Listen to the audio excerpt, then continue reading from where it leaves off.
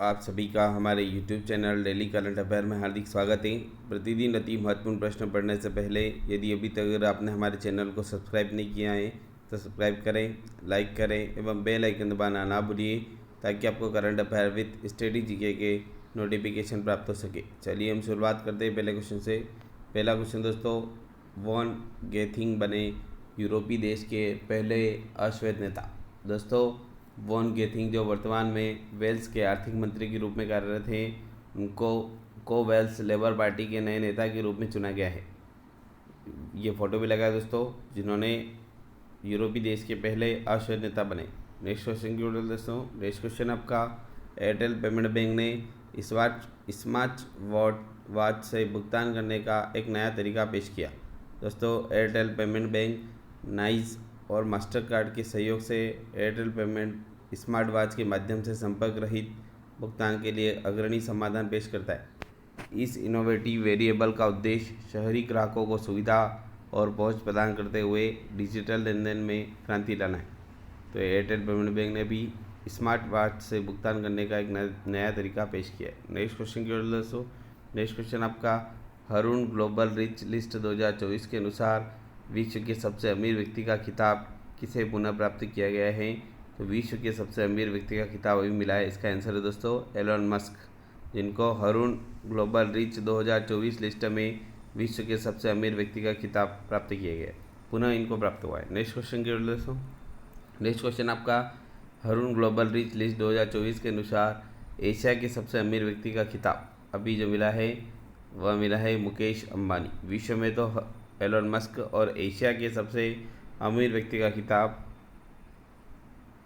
मिला है मुकेश अंबानी को। वैश्विक स्तर पर एक स्थान फिसलकर 10वें स्थान पर आने के बावजूद रिलायंस इंडस्ट्री के चेयरमैन मुकेश अंबानी ने 115 अरब अमेरिकी डॉलर की संपत्ति के साथ एशिया के सबसे अमीर व्यक्ति के रूप में अपना स्थान बरकरार रखा है।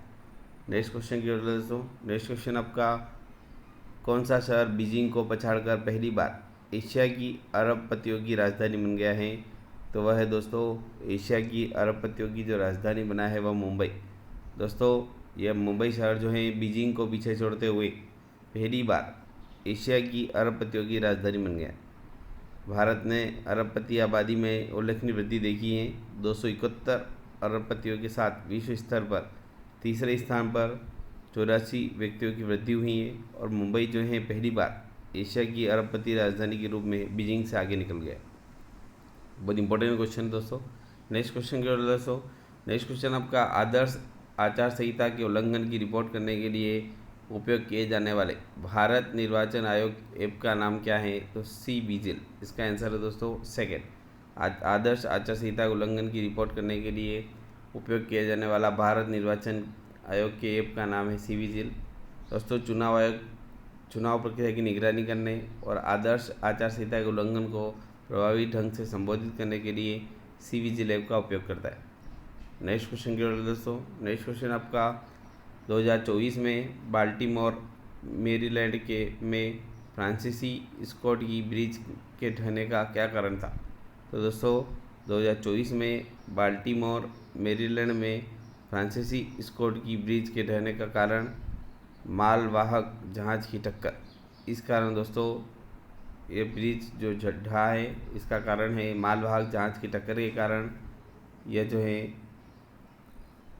फ्रांसीसी स्कॉट की ब्रिज ढहने का कारण था। नेक्स्ट क्वेश्चन की ओर दोस्तों, नेक्स्ट क्वेश्चन आपका, कौन सा शहर, ये भी पढ़ा हमने, बीजिंग को पिछाड़ते हुए एशिया की अरबपतियों की राजधानी बना है। तो मुंबई।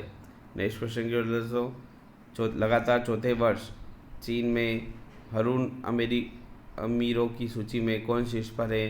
तो वह है जोंग शानशान। दोस्तों, लगातार चौथे साल चीन में हुरून अमीरों की सूची में शीर्ष पर जोंग शानशान है। 63 अरब डॉलर की कुल संपत्ति के साथ 2024 में लगातार चौथे साल की चीन में जो है हरून अमीरों की सूची में शीर्ष स्थान बरकरार रखा है। नेक्स्ट क्वेश्चन की ओर दोस्तों, नेक्स्ट क्वेश्चन आपका, फ्लैश पे रुपए स्मार्ट कुंजी श्रृंखला किसने लॉन्च की है। तो फेडरल बैंक। दोस्तों, फेडरल बैंक द्वारा फ्लैश पे रुपए स्मार्ट कुंजी श्रृंखला लॉन्च की गई। नेक्स्ट क्वेश्चन की ओर दोस्तों, नेक्स्ट क्वेश्चन आपका, ग्रेट इंडियन बस्टर्ड आबादी के खतरे को संबोधित करने के लिए विशेषज्ञ समिति की नियुक्ति किसने की है? तो भारत के सर्वोच्च न्यायालय। दोस्तों, भारत के सर्वोच्च न्यायालय द्वारा ग्रेट इंडियन बस्टर्ड आबादी के खतरों को संबोधित करने के लिए विशेषज्ञ समिति की नियुक्ति की गई है। ये भारत के सर्वोच्च न्यायालय द्वारा की गई है। नेक्स्ट क्वेश्चन की ओर दोस्तों, नेक्स्ट क्वेश्चन आपका, चुनाव आयोग की हालिया घोषणा के अनुसार कर से मतदान करने के लिए कौन पात्र हैं? तो 85 वर्ष और उससे अधिक आयु के नागरिक। दोस्तों, चुनाव आयोग की हाल ही घोषणा के अनुसार 85 वर्ष से अधिक आयु के मतदाता घर से मतदान करने के पात्र हैं और इस उपाय का उद्देश्य बुजुर्ग नागरिकों के लिए चुनाव प्रक्रिया में पहुंच और समावेशिता सुनिश्चित करना है। नेक्स्ट क्वेश्चन की ओर दोस्तों, नेक्स्ट क्वेश्चन आपका, उत्तरी सीमाओं पर भारतीय सेनाओं द्वारा तैनात integrated drone detection and interdiction system को विकसित करने में किसने सहयोग किया है? तो DRDO और भारत इलेक्ट्रॉनिक।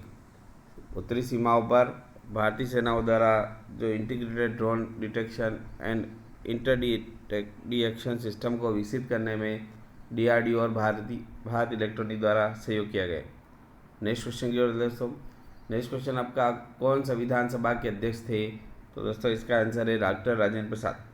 यह संविधान सभा के अध्यक्ष थे। इन्हें जो है 11 दिसंबर 1946 को संविधान सभा के अध्यक्ष के रूप में चुना गया है। उन्होंने 26 नवंबर 1949 को संविधान को अपनाने में तक इस पद पर कार्य किया है। दोस्तों, डॉक्टर राजेंद्र प्रसाद का नाम आप सभी ने सुना होगा। यह भारत के पहले राष्ट्रपति बने।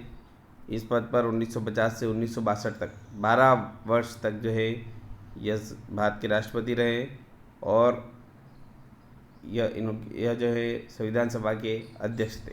नेक्स्ट क्वेश्चन की ओर दोस्तों, नेक्स्ट क्वेश्चन आपका, संविधान सभा के 284 सदस्यों द्वारा हस्तलिखित संविधान पर किस दिन हस्ताक्षर किए गए थे? तो बहुत इंपॉर्टेंट क्वेश्चन। ये हस्ताक्षर दोस्तों 24 जनवरी 1950 को किए गए थे। हस्ताक्षर जो समारोह है ये नई दिल्ली में संसद भवन के सेंट्रल हॉल में आयोजित किया गया था और यह संविधान निर्माण प्रक्रिया के पूरा होने का प्रतीक था। संविधान सभा के अध्यक्ष डॉक्टर राजेंद्र प्रसाद ने दस्तावेज पर सबसे पहले हस्ताक्षर किए, उसके बाद विधानसभा के अन्य सदस्यों ने हस्ताक्षर किए। तो दोस्तों, यह दिन भारत के एक राष्ट्रीय अवकाश है और देश की सांस्कृतिक विविधता और सैन्य शक्ति का प्रदर्शन करते हुए राजधानी नई दिल्ली में एक भव्य परेड द्वारा चिन्हित किया जाता है। नेक्स्ट क्वेश्चन की ओर दोस्तों, नेक्स्ट क्वेश्चन आपका, भारतीय संविधान में कानून बनाने की प्रक्रिया जापान के संविधान से अत्यधिक प्रभावित हुई। दोस्तों, भारतीय संविधान में जो कानून बनाने की प्रक्रिया है वो जापान के संविधान से जो है अत्यधिक प्रभावित हुई है।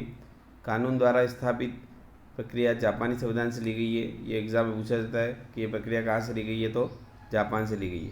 नेक्स्ट क्वेश्चन की ओर दोस्तों, नेक्स्ट क्वेश्चन आपका, कौन सा गलत मिलान है? तो संघ संचालन समिति या BR अम्बेडकर, ये मिलान गलत है। सही संबंध संघ संविधान समिति का है जवाहरलाल नेहरू। तो इन समितियों का संबंध किससे आपको पता होना जरूरी है। तो देखते हैं हम सबसे पहले, संघ शक्ति समिति जवाहरलाल नेहरू, संघ संविधान समिति जवाहरलाल नेहरू, प्रांतीय संविधान समिति सरदार वल्लभ भाई पटेल, प्रारूप समिति BR अम्बेडकर, मौलिक अधिकार अल्पसंख्यक आदिवासी क्षेत्रों पर सलाहकार समिति सरदार वल्लभ भाई पटेल, प्रक्रिया समिति राजेंद्र प्रसाद, स्टेटस कमेटी जवाहरलाल नेहरू और संचालन समिति डॉक्टर राजेंद्र प्रसाद। तो ये समिति आपको पता होनी जरूरी है दोस्तों किससे संबंधित है। ये एग्जाम में 100% आती है। एक बार हम रिवीजन कर लेते हैं। संचालन समिति भी एग्जाम में बहुत बार आ चुकी है। राजेंद्र प्रसाद, संघ संविधान समिति जवाहरलाल नेहरू, प्रांतीय संविधान समिति सरदार पटेल, प्रारूप समिति BR अम्बेडकर और इसके अलावा दोस्तों मौलिक अधिकार अल्पसंख्यक बहिष्कृत सलाहकार समिति सरदार वल्लभ भाई पटेल। नेक्स्ट क्वेश्चन की ओर दोस्तों, नेक्स्ट क्वेश्चन आपका, संघ में अवशिष्ट शक्तियों को नियत करके भारतीय संविधान ने निम्नलिखित का पालन किया। तो कन्नाडाई प्रणाली। दोस्तों, संघ में अवशिष्ट शक्तियाँ निहित करके भारतीय संविधान ने कन्नाडाई प्रणाली का पालन किया है। एक मजबूत केंद्र वाले संघ के प्रावधान, केंद्र की अवशिष्ट शक्ति, केंद्र और राज्यपालों की नियुक्ति और सर्वोच्च न्यायालय के सलाहकार क्षेत्राधिकार सभी कन्नाडा के संविधान से उधार लिए गए। तो दोस्तों, ये आपको पता होना जरूरी है दोस्तों कि संघ की अवशिष्ट शक्ति ये संविधान जो कहाँ से लिए गए हैं, तो यह जो है कन्नाडा से लिए गए। नेक्स्ट क्वेश्चन की ओर दोस्तों, राज्यपाल की नियुक्ति, सर्वोच्च न्यायालय के सलाहकार क्षेत्राधिकारी, ये सभी कन्नाडा के संविधान से लिए गए। नेक्स्ट क्वेश्चन की ओर दोस्तों, नेक्स्ट क्वेश्चन आपका संविधान सभा थी। तो दोस्तों संविधान सभा आंशिक रूप से निर्वाचित और आंशिक रूप से नामांकित थी, ये आपको पता होना जरूरी दोस्तों। जो संविधान सभा थी वह आंशिक रूप से निर्वाचित और आंशिक रूप से नामांकित थी। नेक्स्ट क्वेश्चन की ओर दोस्तों, नेक्स्ट क्वेश्चन आपका संविधान ने 26 नवंबर 1949 को जो है संविधान सभा ने संविधान को अपनाया था। दोस्तों भारत की संविधान सभा ने लगभग 3 वर्ष की गहन बहस, चर्चा और विचार विमर्श के बाद 26 नवंबर 1949 को संविधान को अपनाया। 395 अनुच्छेद 8 अनुसूचियों वाले संविधान ने देश को संचालित करने के लिए एक रूपरेखा प्रदान की। दोस्तों मसौदा समिति जिसके अध्यक्ष BR अम्बेडकर ने संविधान के निर्माण में महत्वपूर्ण भूमिका निभाई है। तो संविधान निर्माता के नाम से ही नहीं जाना जाता है। 24 जनवरी 1950 को संविधान सभा के सभी सदस्यों द्वारा संविधान पर हस्ताक्षर किए गए थे और 26 नवंबर 1949 को इसे लागू किया गया था और जब भारत एक गणतंत्र बना। तो दोस्तों ये आपको पता होना कब अपनाया गया, तो 26 नवंबर 1949 को अपनाया गया था। नेक्स्ट क्वेश्चन की ओर दोस्तों, नेक्स्ट क्वेश्चन आपका संविधान सभा की स्थापना किस वर्ष हुई थी। तो 6 दिसंबर 1946 को संविधान सभा की स्थापना हुई थी। इसे सच्चिदानंद सिन्हा की अध्यक्षता में कैबिनेट मिशन योजना के अनुसार तैयार किया गया था और 11 दिसंबर 1946 को राजेंद्र प्रसाद और HC मुखर्जी को क्रमशः राष्ट्रपति और उपराष्ट्रपति के रूप में चुना गया। तो ये आपको पता होना जरूरी दोस्तों कि भारत के जो प्रथम राष्ट्रपति राजेंद्र प्रसाद 11 दिसंबर 1946 को और HC मुखर्जी उपराष्ट्रपति के रूप में चुने गए थे और संविधान सभा की स्थापना 6 दिसंबर 1946 को हुई थी। नेक्स्ट क्वेश्चन की ओर दोस्तों, नेक्स्ट क्वेश्चन आपका संविधान निर्माण करने वाली संविधान सभा की स्थापना किसके अधीन की गई थी। तो कैबिनेट मिशन योजना के तहत जो है इसकी स्थापना की गई थी। नेक्स्ट क्वेश्चन आपका संविधान सभा की राज्य समिति का अध्यक्ष कौन था। तो संविधान सभा की राज्य समिति के अध्यक्ष जवाहरलाल नेहरू थे। 1946 में संविधान सभा की पहली बार नई दिल्ली में कॉन्स्टिट्यूशन हॉल में बैठक हुई, जिसमें वर्तमान में संसद भवन के सेंट्रल हॉल के रूप में जाना जाता है। इसने जल्द ही भारतीय संविधान के निर्माण के लिए महत्वपूर्ण मुद्दों पर हल करने के लिए विभिन्न समितियों का गठन किया है। तो संविधान सभा की राज्य समिति का अध्यक्ष जवाहरलाल नेहरू थे।